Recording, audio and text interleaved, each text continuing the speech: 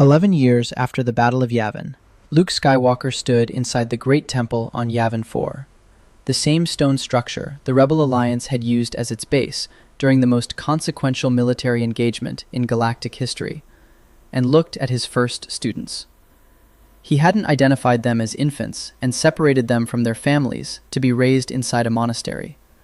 He hadn't spent years shaping them towards stillness before they knew what they were being still about. He went looking for Force sensitives who had already lived full lives, who already knew what love and grief and fear actually felt like from the inside, who had already developed some working relationship with their own emotional reality before anyone asked them to master it. His first cohort numbered around a dozen. Nearly all were adults. He called what he was building the Praxeum. On April 25, 2014, Disney and Lucasfilm announced that none of it was canon anymore. That announcement, the formal relabeling of the entire Star Wars expanded universe as Legends, didn't just discontinue a beloved collection of novels. It erased a specific philosophical argument that had been built across 3 decades of Legends material. The argument that the Jedi Order's deepest design flaw wasn't dark side corruption, not insufficient training, not political entanglement, but the systematic suppression of emotional experience in people who were expected to master it. The Praxeum was built to correct that flaw. Disney's canonical reset made the correction non-canonical. What was erased is worth naming precisely.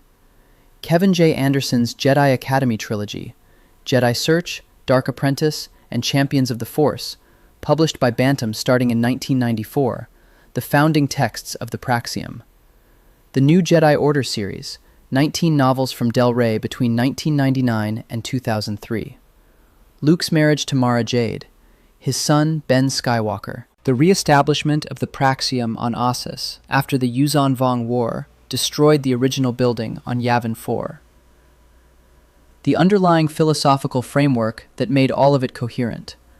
All of it rendered non-canonical on one April afternoon in 2014, when Disney, which had acquired Lucasfilm on October 30th, 2012, for approximately $4 billion, cleared the slate for the creative latitude the sequel films would require.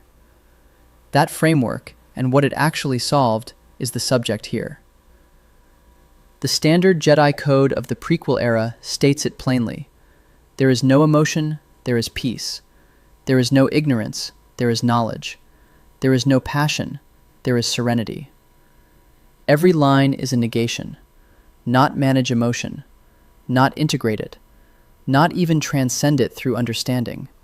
Deny its existence. A Jedi at peace under this model has achieved a state of emotional vacancy, has succeeded at the practice of performing the absence of something the human nervous system can't actually stop generating.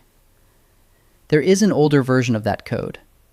The 1996 Tales of the Jedi Companion, a Legends sourcebook, documents a variant described as the one in use during the old Sith Wars era, roughly 4,000 years before the Battle of Yavin. Emotion, yet peace. Ignorance, yet knowledge. Passion, yet serenity. Chaos, yet harmony. Death, yet the Force. Every line acknowledges the thing it's asking you to move through. Emotion exists. You work through it to find peace on the other side of genuine engagement, not by eliminating it before it can arise. The difference between those two codes is structural, not theological. One asks a Force sensitive to perform the absence of emotional experience. The other asks them to develop a working relationship with it. They produce different Jedi, and radically different failure modes when the model meets reality. A person trained from childhood to say there is no emotion has never learned where emotion goes when it surfaces anyway, what it demands of someone who follows it, how far it will carry a person who has no tools for redirecting it. The prohibition doesn't build knowledge of the emotion.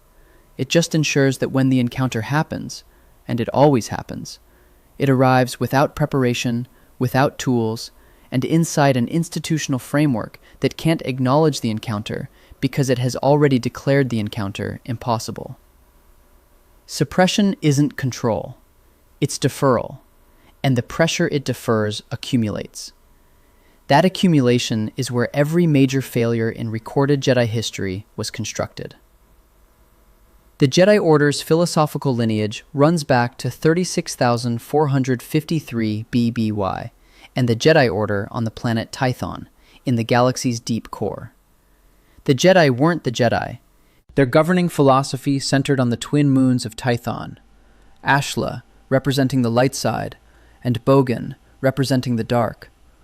And their core conviction was that a Force-sensitive had to experience and understand both. The tension between light and dark wasn't a danger to be eliminated.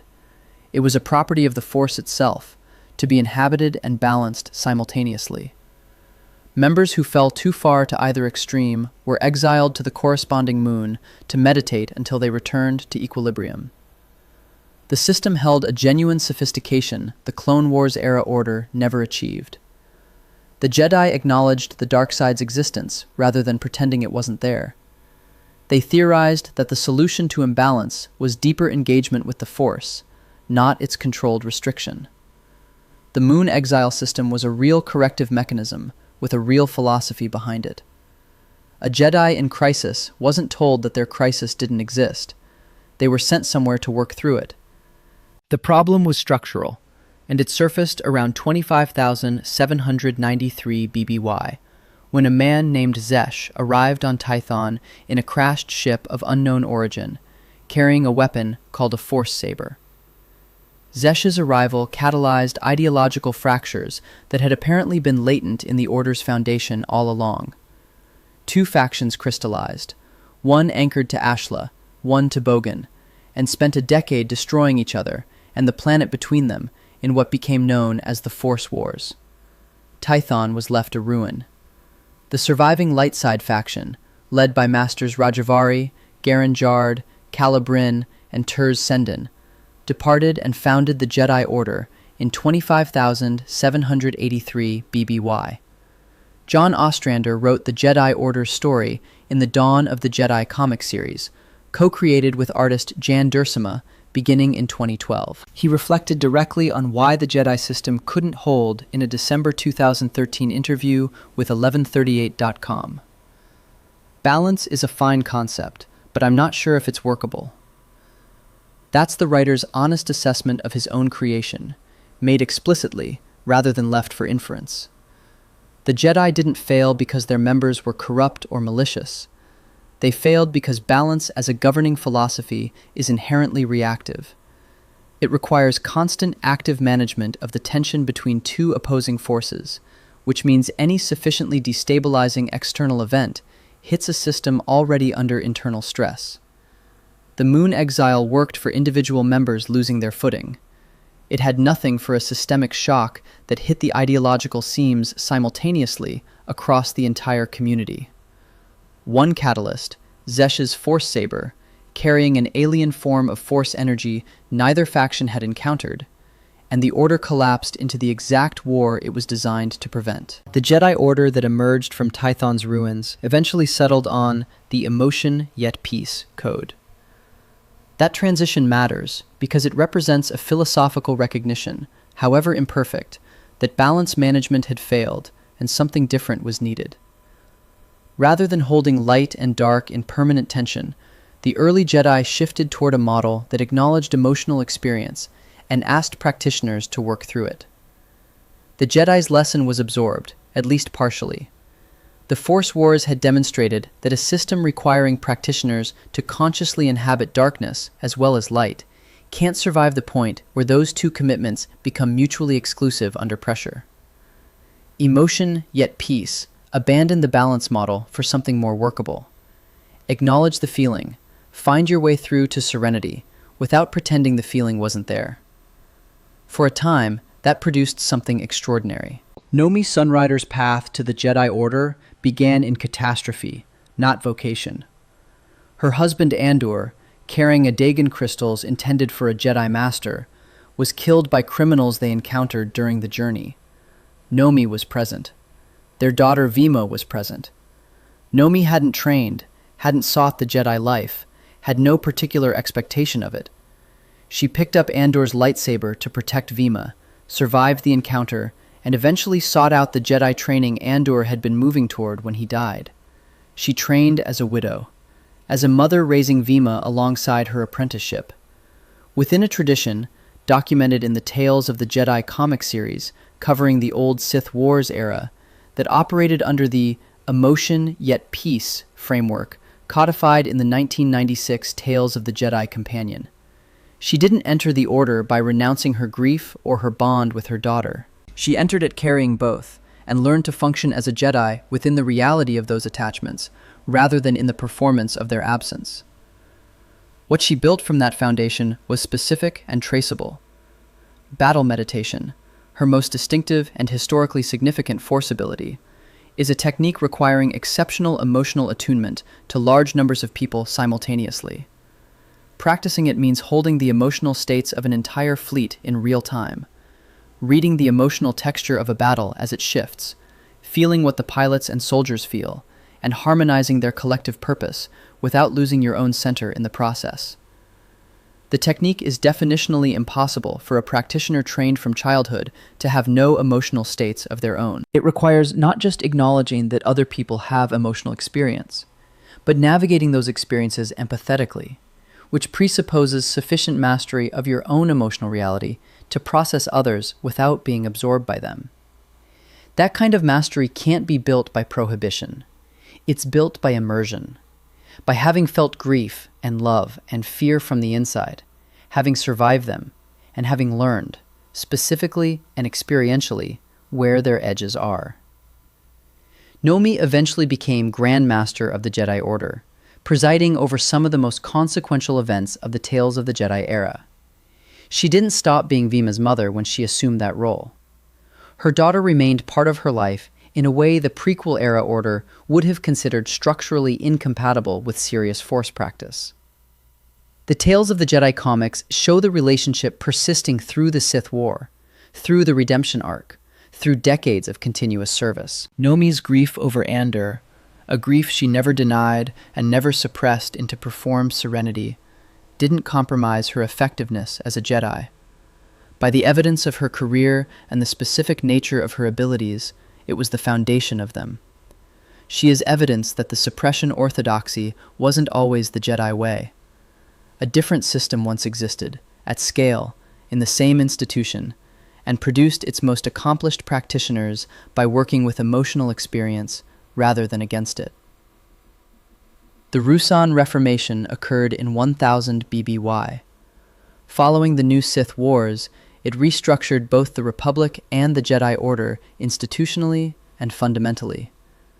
The Jedi lost significant autonomy. Their role in galactic governance narrowed sharply. Internal structures tightened.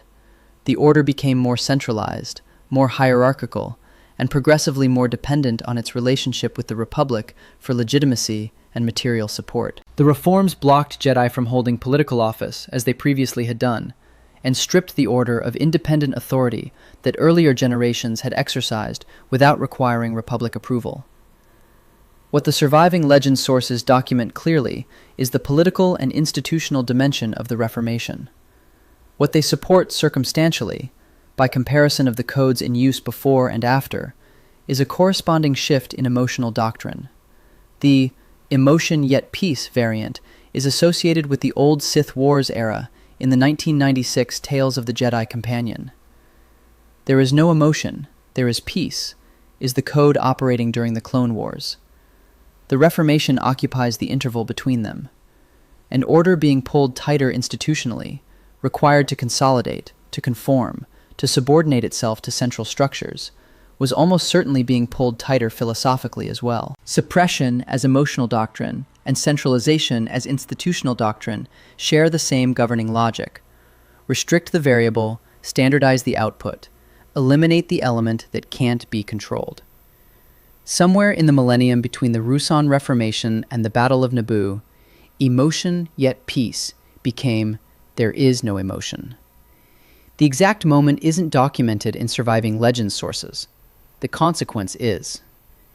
By the time Obi-Wan Kenobi and Qui-Gon Jinn stood before the Jedi Council, examining a 9-year-old from Tatooine, The suppression model had been orthodox for so long that the Council's leadership apparently didn't question its premises. They questioned Anakin's fitness for the system. They didn't question whether the system was appropriate for Anakin. That asymmetry, scrutinizing the student while leaving the pedagogy unchallenged, is itself a product of 1,000 years of institutional self-sealing. A philosophy of suppression doesn't produce practitioners well-equipped to examine its own failures. It produces practitioners who look at a failure and conclude the failure was in the person. The Jedi Council's initial assessment of Anakin Skywalker was on record before they agreed to train him. He was already full of attachment and emotion, too set in his ways for standard Jedi training. His potential was acknowledged.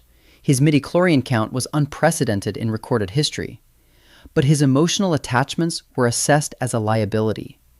The Council initially refused him, then reversed course after Qui-Gon Jinn's death at Naboo, then handed him to Obi-Wan Kenobi, with instructions to train him under the same suppression model they had just identified as inappropriate for his psychological profile. That is the structural failure. Not the decision to train Anakin Skywalker. The decision to train him under a system whose explicit requirements contradicted what the Council's own assessment had already documented about him, with no acknowledgement of that contradiction and no alternative architecture for managing it. His mother Shmi remained in slavery on Tatooine while he served the Republic. The Order's model provided no legitimate framework for processing that separation, no acknowledgement that a 9-year-old, torn from his mother, might develop a bond that couldn't simply be trained away. The prescribed response to his fears was the one codified in the code.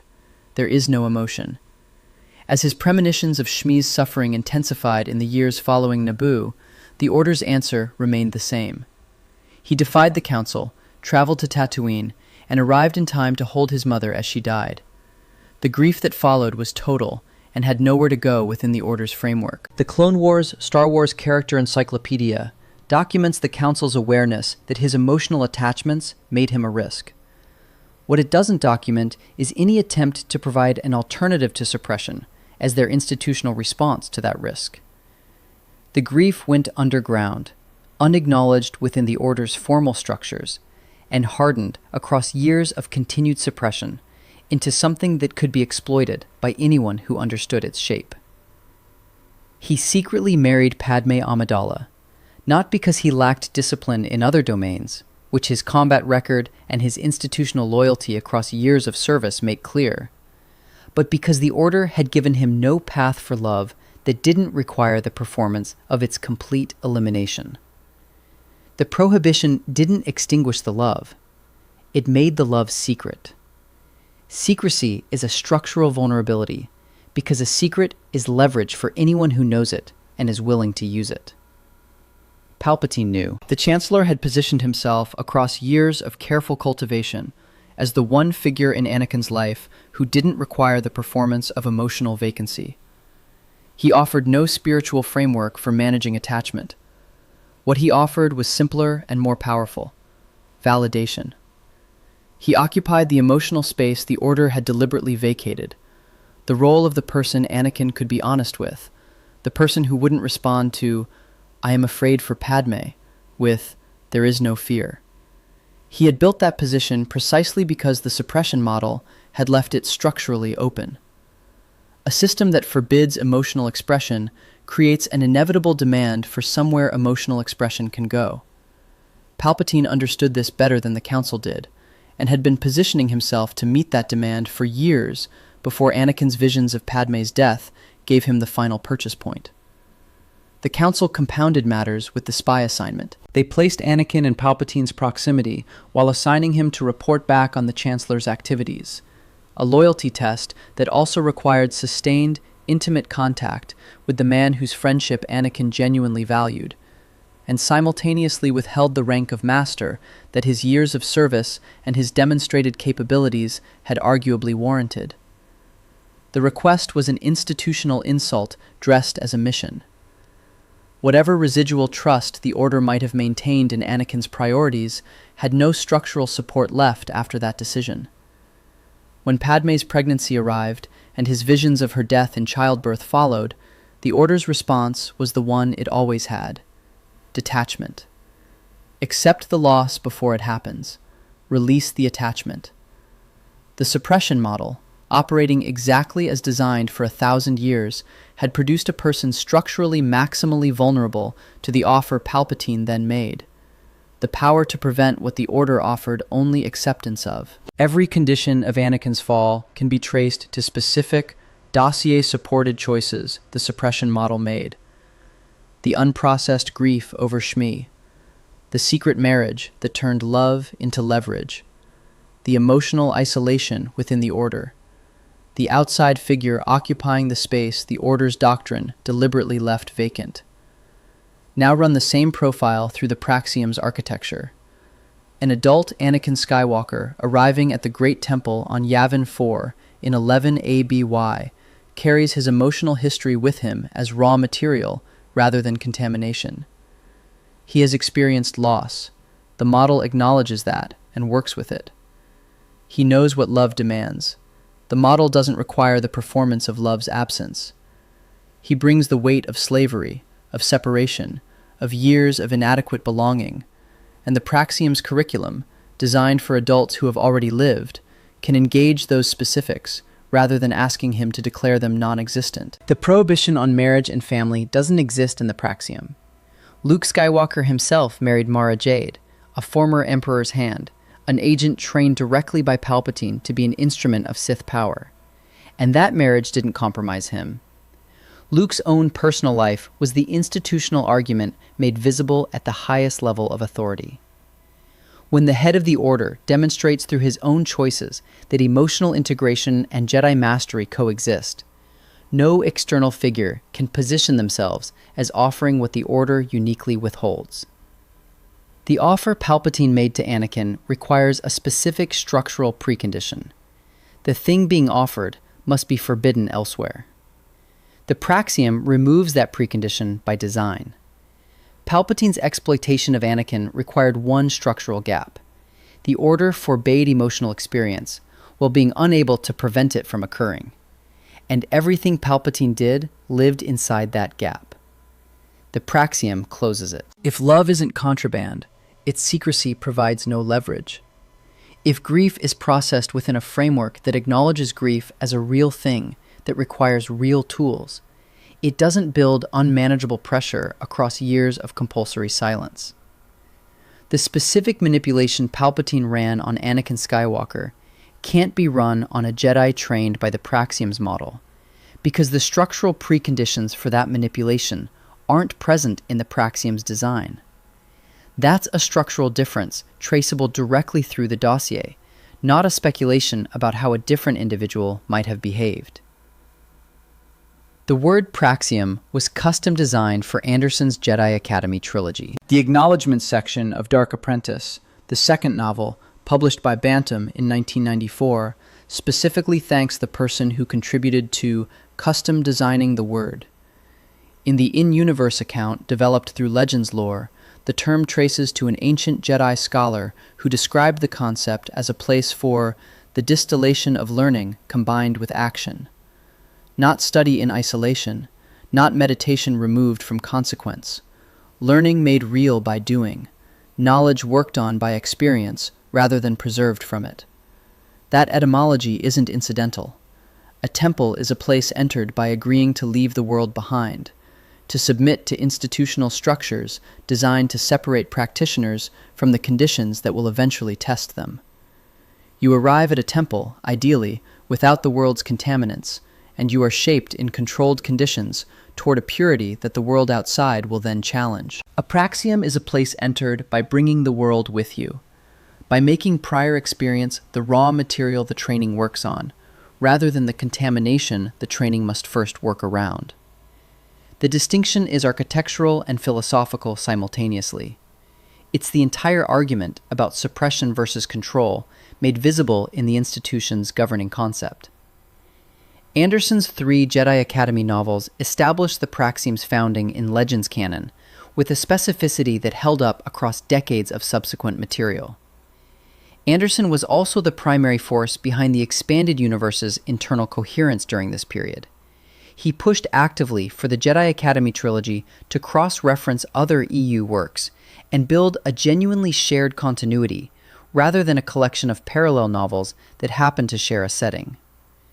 The Praxeum was the structural center of that continuity project, the institution around which everything in the post-Endor Legends timeline organized itself. The Great Temple on Yavin 4 wasn't a logistically neutral choice of location. The building's history, for Luke, was legible. 11 years earlier, inside that same stone structure, he had sat in an X-Wing cockpit at the start of a targeting run he wasn't going to complete with targeting hardware, listening to a dead man's voice advising him to trust something invisible. He trusted it. The Death Star was destroyed. The choice that turned the war had been an act of emotional trust in something that formal instrumentation couldn't measure, and institutional training hadn't prepared him for specifically.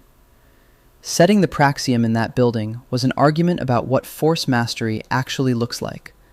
Not the elimination of intuition and feeling, but their integration with skill. Luke's search for students, documented in Jedi Search, wasn't a search for force-sensitive children. He found people who had reached adulthood with their force connection intact, people who carried histories, relationships, and the full emotional weight of lives already lived. Around 12 students arrived for the first cohort. The Praxeum carried no age cutoff for admission. Luke had explicitly decided against adhering to the strict attachment prohibitions of the Old Order, and made that decision institutionally visible by marrying Mara Jade, a woman whose force connection had been shaped directly by Sith training and Imperial service, whose emotional history was among the most complex any incoming student or colleague at the Praxeum could have brought. The Praxeum's first serious test arrived almost immediately, and came from within the building itself. The spirit of Exar Kun, a Sith Lord whose consciousness had become anchored to the Great Temple during events centuries earlier, awoke, and began working to corrupt Luke's students during the period covered by the Jedi Academy trilogy. The threat was real. Kun succeeded in placing Luke in a coma, severing him temporarily from active leadership. What followed demonstrated something important about what a community of people who are permitted to care about each other can do, that a community of practitioners trained in emotional detachment can't. Luke's students, bound to each other and to him by genuine attachment the Praxeum had never asked them to suppress, acted collectively to locate and expel Kun's spirit while Luke was incapacitated. They protected each other. The integration model passed its first institutional test, not in ideal conditions, but under a direct Sith assault, with the Order's founder temporarily unavailable, and it held. The Praxeum went on to train the Jedi cohort that served during the Yuuzhan Vong War, which began approximately 25 ABY. The Yuuzhan Vong were an extra-galactic civilization, whose members were biologically engineered to exist outside the Force.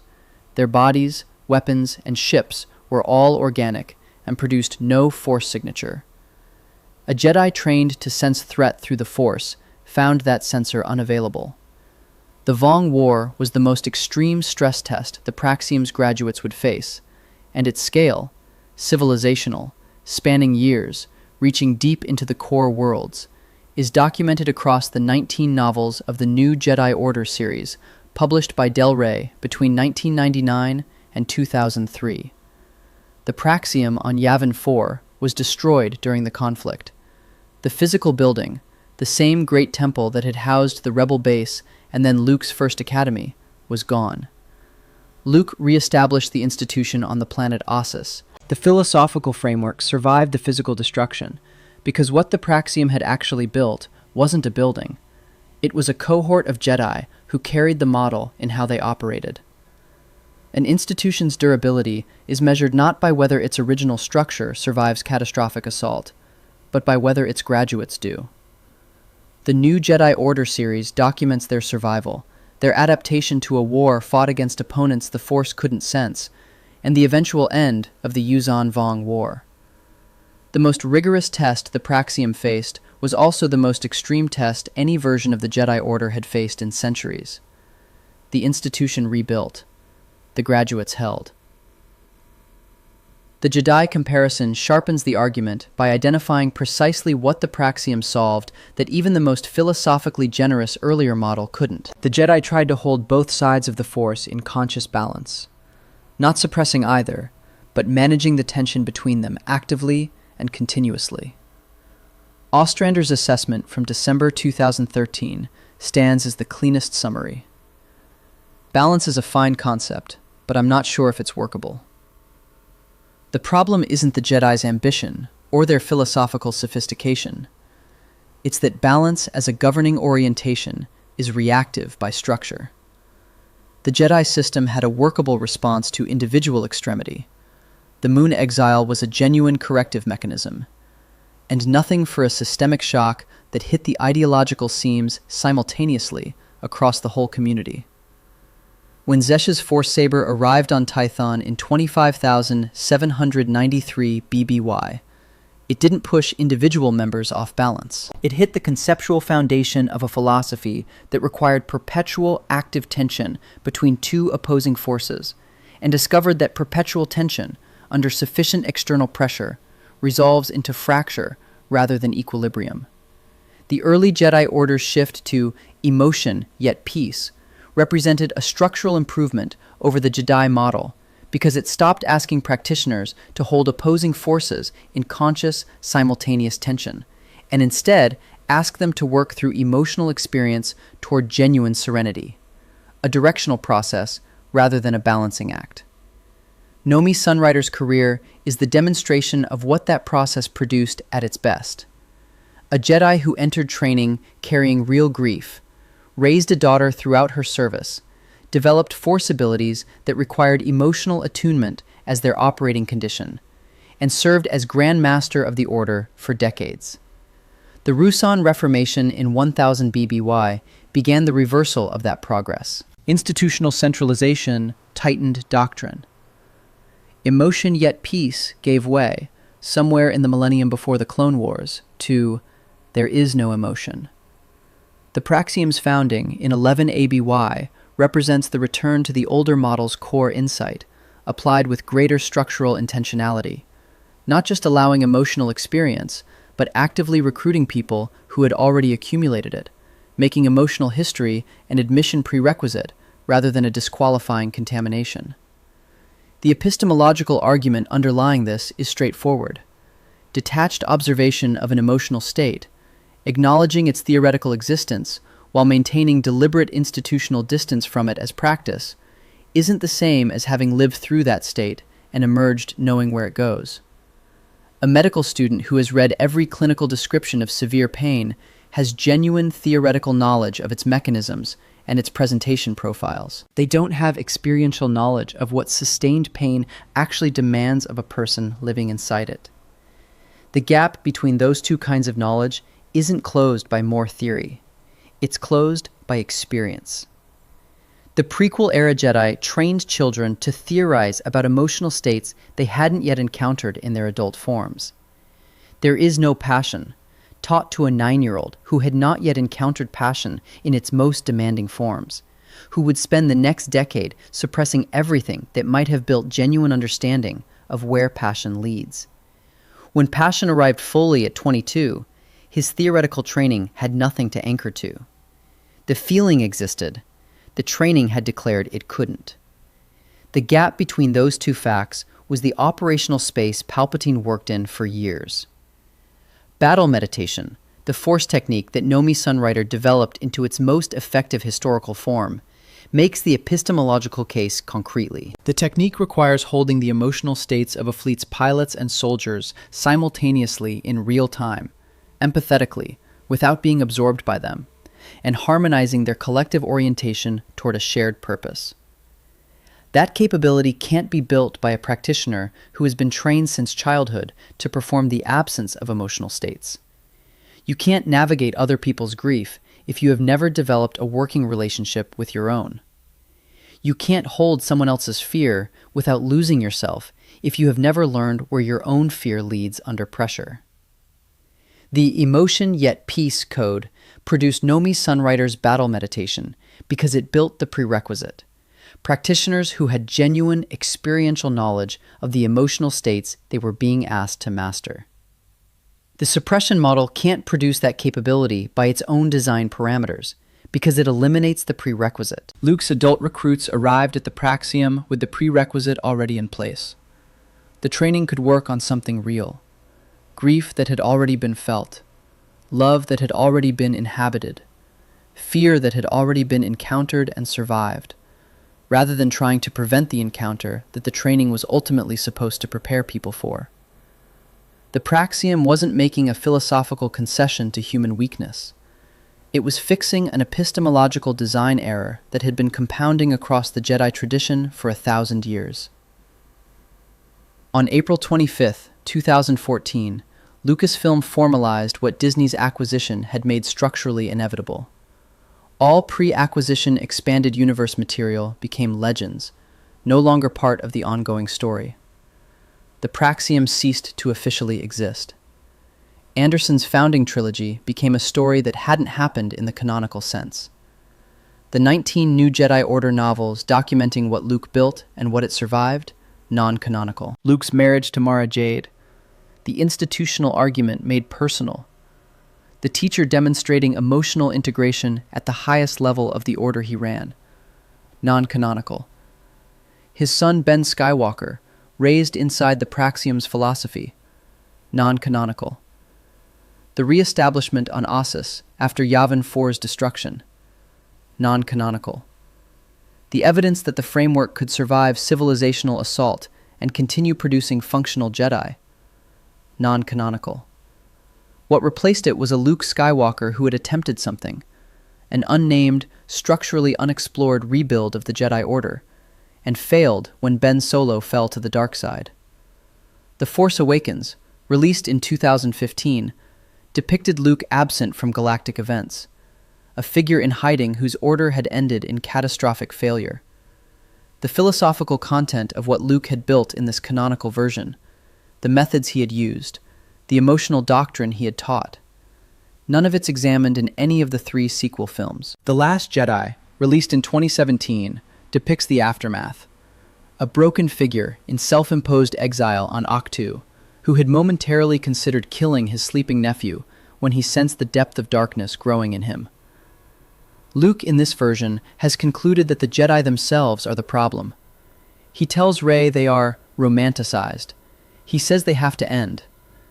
That version of Luke's arc carries its own internal logic. A man who watched students die and a family member fall through his own failure of judgment might reasonably arrive at self-recrimination profound enough to become self-exile. The characterization isn't incoherent on its own terms. What it replaced is worth being precise about. In Legends, Luke Skywalker built an institution whose foundational texts were published between 1994 and 1995, whose philosophical framework was documented across 3 decades of subsequent novels, and whose graduates survived a war with an extragalactic civilization that the Force couldn't sense. He married. He had a son. He served as Grand Master of a functioning order for decades after Endor. The philosophical argument the Praxeum made, that genuine emotional integration produces more durable Jedi than systematic suppression, that the emotion yet peace code's insight had been correct, and the Ruusan Reformation's doctrinal shift had been a 1,000-year mistake, is what that continuity existed to demonstrate.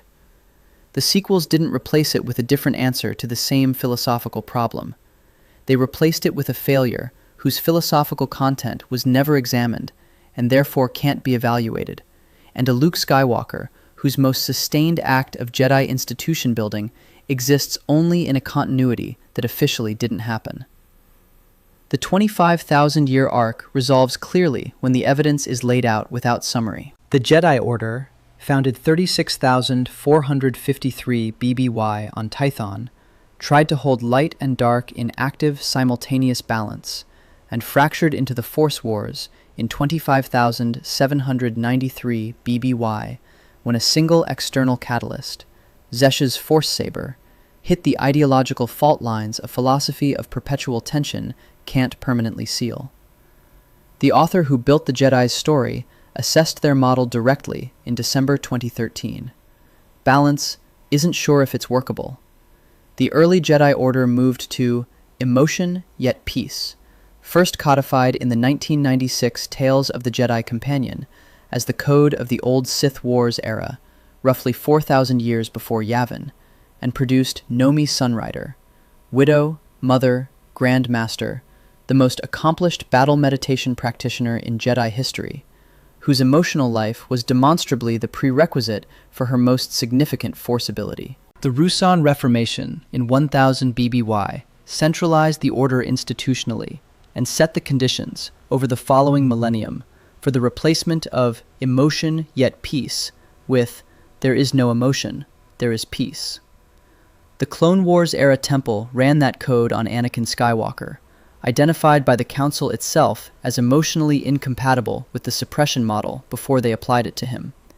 And the outcome is documented across 6 films and a Clone Wars television series. Every specific condition of Anakin's fall traces to the suppression model's structural choices.